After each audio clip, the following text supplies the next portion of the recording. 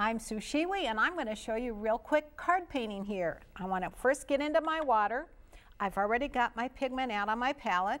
I'm going to get the color turquoise, and I'm going to bring this across, and I'm going to make it look like it's a water area, and I'm going to put a little seahorse in here in a minute. So I just pull this back and forth, coming on across, really get it nice and wet.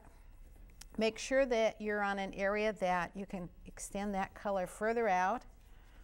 And I'm going to come right on around, and I want to have it just a little bit even so it'll look like we're right underwater. Pulling this through. Turquoise, and in a minute I'm going to get a little bit of ultramarine blue. I'm going to come right down here, pick it up off of my palette. See how easy that is, and I'm going to pick up just a tiny bit of my Hooker's green.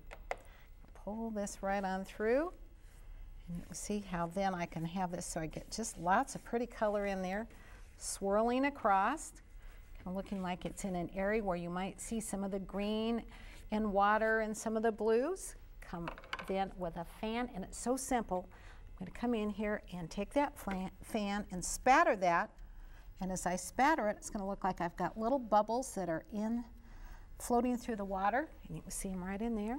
I can then take a 1/2 inch angular, and I can make some bubble shapes coming through. So I'm going to wipe the surface.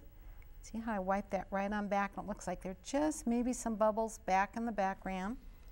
Fun to do these greeting cards to send, making different shapes as they come around, and they just almost look like you can see them floating in there. Just as easy as can be. Wipe that back while it's wet. And then I went and I got into the section where they had some seahorses, and I can see where I can take that seahorse and put it right in this section, and it'll look like it's floating right around in the water. You can take and pull up a little bit of area where I can get some green now, making it look like there's just a little bit of seaweed coming off to the side. And what a fun, quick, and easy greeting card that would make.